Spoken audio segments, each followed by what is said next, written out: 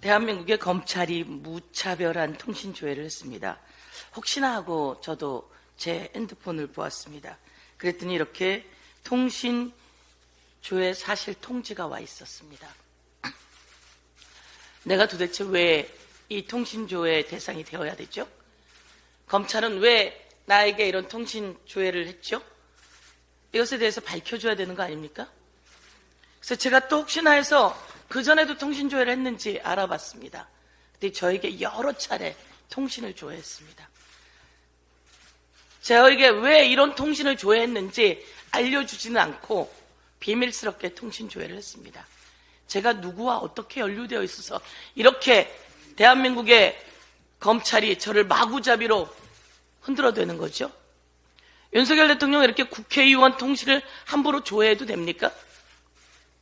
이 정권이 검찰을 하수인으로 알고 검찰을 함부로 부리고 있고 검찰은 콜검이 되어서 하라는 대로 지시하는 대로 하고 있는 것을 여실히 보여주고 있는 겁니다. 최수근 해병 관련해서 이제 7월 19일이 되면 1년이 됩니다. 통신조회가 사라집니다. 그러니 지금 공수처는 통신조회 하십시오. 그리고 검찰도 경찰도 통신조회 해야 한다고 누누이 이야기를 했습니다. 군사법원에다가도 이야기를 했습니다. 그런데 공수처는 번번이 통신조회를 요구할 때마다 통신영장을 제대로 발부하지 않았고 왜 제대로 발부하지 않았는지 공수처 곳곳을 짚어봤더니 외압의 흔적이 있었습니다. 그리고 공수처 차장 직무대행은 그 유명한 김건희 여사의 계좌를 관리해서 도이치모터스 주가 조작의 주범이었던 이종호를 담당했던 변호인이었습니다. 공수처 차장 검사 대행이 이종호의 변호인이었습니다. 공익 제보자를 만나서 이야기를 들은 자도 마찬가지로 이종호의 변호인이었습니다. 이들이 청문회에 나와서 변호인이었던 송창진은 이야기했습니다. 제가 이 통신조회를 발부하려고 하는 공수처에 대해서 내용이 미약하니 천천히 하자라고 이야기했습니다.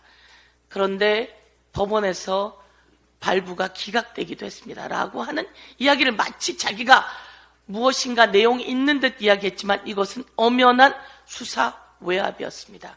송창진 검사가 차장 직무대행을 그만두고 공수처는 통신조회 발부를 수십 차례 했습니다. 많은 것이 통신조회 법원에서 발부 허가가 났다라고 하는 말씀을 드리면서 최혜병 수사 외압 공수처가 수사하는 과정에도 또 다른 수사 외압이 있었다는 걸 이야기해 드립니다. 윤석열 대통령은 검찰을 자기 하수인처럼 부리면 안 됩니다.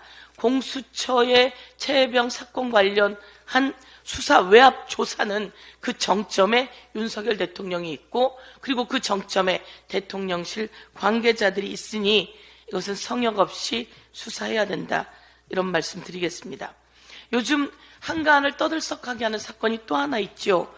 최혜병 사건 수사 외압과 똑 닮은 꼴인 경찰 마약 사건에 대한 수사 외압입니다.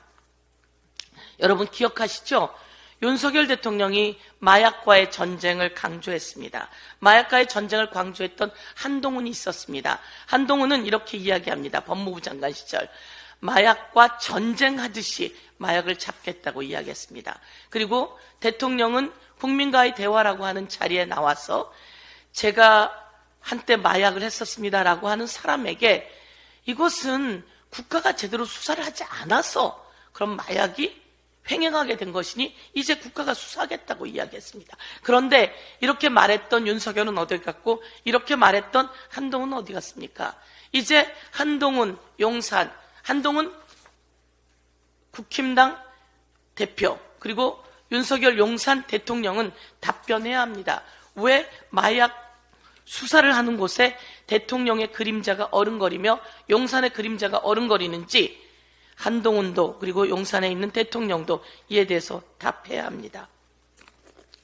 백혜룡 경정과 영등포 김찬수 경찰서장의 대화입니다.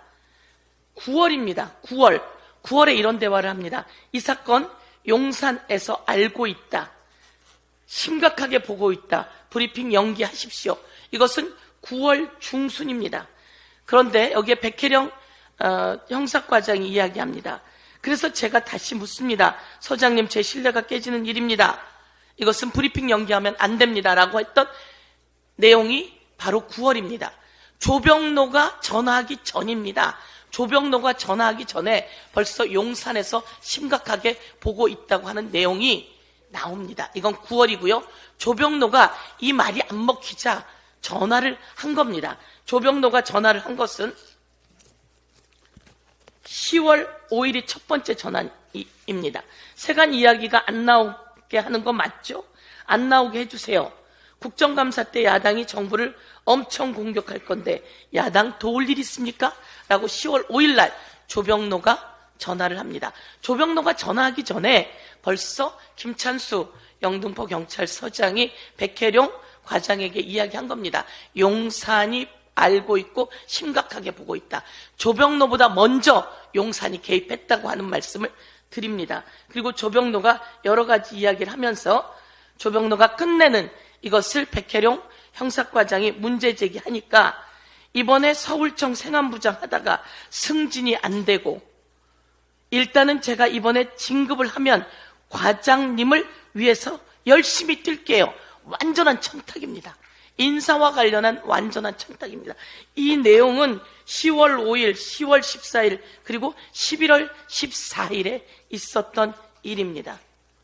이와 관련해서 10월 30일에 백혜룡 과장이 다시 한번 확인을 하는 겁니다. 서장님, 이거는 용산에서 알게 됐다고 심각하다고 그렇게 말씀하셔서 그때 제가 그 상황을 알게 된 건데 이거는 서울경찰청 수준을 아주 넘어선 겁니다. 라고 이야기를 합니다. 그때 만약에 영등포 경찰서장이 자기의 판단이었다면 내 판단이야 라고 이야기를 했을 겁니다. 근데 답변은 그렇게 이야기하니까 이라고 답변을 하죠. 제가 여기서 드리고 싶은 말씀은 이겁니다. 왜 마약 수사를 하는데 용산이 개입했죠? 용산이 이쯤 되면 답변해야 되는 거 아닙니까? 그리고 조병로를 인사청탁받아서 별 2개를 달아주겠다고 말한 이종호의 이야기가 있는데 이 정도면 이종호가 VIP라고 얘기했던 김건희 여사가 답해야 되는 거 아닙니까? 그리고 마약과의 전쟁을 하겠다고 그렇게 떠들어댔던 한동훈 비대위원장이 답해야 되는 거 아닙니까? 무엇을 숨기고 있는 겁니까? 어떻게 마약 수사에 용산이 개입할 수 있습니까? 어떻게 마약 수사에 한동훈 비대위원장은 한마디 말을 안 하는 겁니까? 어떻게 이런 마약 수사에 국힘당은 한마디 말을 안 하고 입을 닫고 있는 거죠? 이쯤 되면 국힘당, 용산 대통령실 그리고 모두 다 공범이다 이렇게 이야기하겠습니다. 이상입니다.